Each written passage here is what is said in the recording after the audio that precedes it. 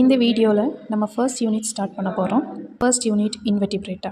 இதில் நம்ம principles of taxonomy, binomial nomenclature and rules of nomenclature பார்க்க போகிறோம்.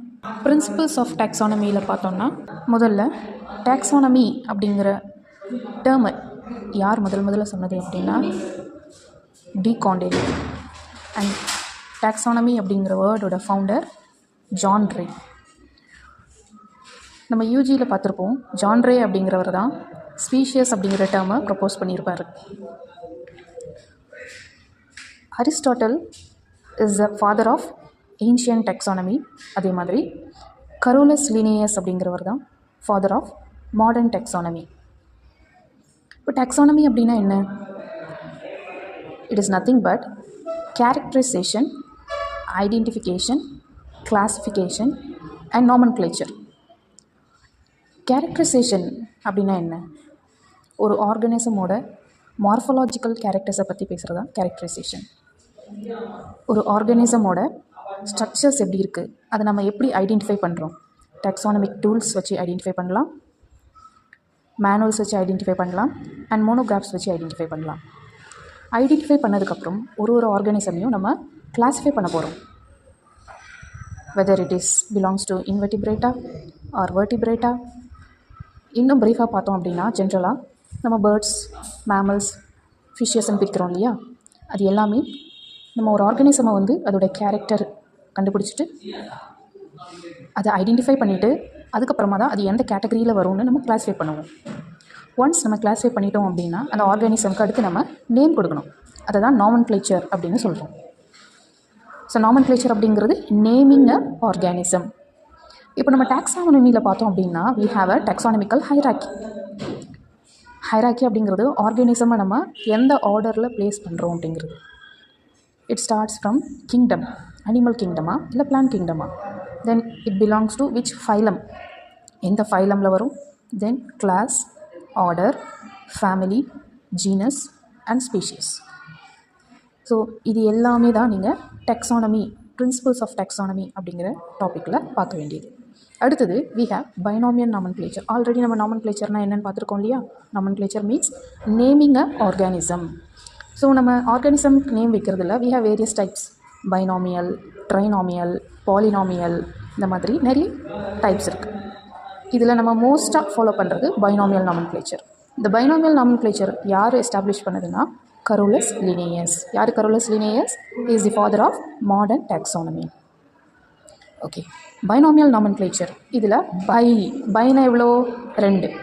நாமியல் அப்படின்னா 2 நேம்ஸ். ஒரு ஆர்கானிசம்க்கு நம்ம 2 நேம் கொடுக்க போகிறோம். அதாவது 2 பார்ட்ஸ். ஒன்று ஜீனஸ், இன்னொன்று species. Genus name and species name. So ஒரு ஆர்கானிசமோட நேமில் நம்மளுக்கு 2 பார்ட் இருக்கும். ஒரு genus name and species name. இதை தான் நம்ம யூனிவர்சலாக அக்செப்ட் பண்ணி ஃபாலோ பண்ணிகிட்ருக்கோம். ஸோ கேஸ்பர்ட் போஹின் அப்படிங்கிறவர் தான் இன்ட்ரடியூஸ் பண்ணியிருக்கார். ஸோ இந்த பைனாமியல் நாமன்கிளேச்சர் அப்படின்னா என்ன? ஒரு ஆர்கானிசம்க்கு 2 நேம் கொடுக்க போகிறோம். ஒன்று ஜீனஸ் நேம், இன்னொன்று ஸ்பீஷியஸ் நேம். இதுக்கு என்ன எக்ஸாம்பிள் சொல்லலாம்? ஹியூமன்ஸில் பார்த்தோம். ஹியூமன்ஸோட சயின்டிஃபிக் நேம் பார்த்தோம்னா ஹோமோ சேப்பியன்ஸ். இதில் ஹோமோ அப்படிங்கிறது ஜீனஸ் நேம், சேப்பியன்ஸ் அப்படிங்கிறது ஸ்பீஷியஸ் நேம். அடுத்து நம்ம பார்க்க போகிறது ரூல்ஸ் ஆஃப் நாமன்கிளேச்சர். ஒரு ஆர்கானிசம்க்கு நேம் பண்ணுறப்போ we have to follow certain rules.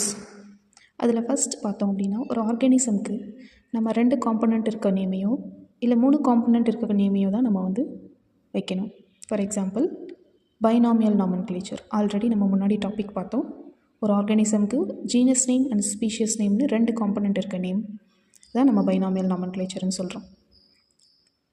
Next, ஒரு ஆர்கானிசம்க்கு நேம் வைக்கிறோம் அப்படின்னா கண்டிப்பாக it should be a Latin word.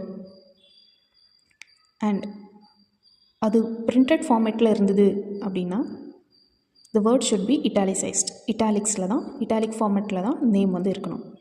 இல்லை ஒருவேளை ஆர்கானிசமோட நேம் ரிட்டன் ஃபார்மேட்டில் இருக்குது, நம்ம எழுதுகிறோம் கையால் அப்படின்னா இட் ஷுட் பி அண்டர்லைன்ட்.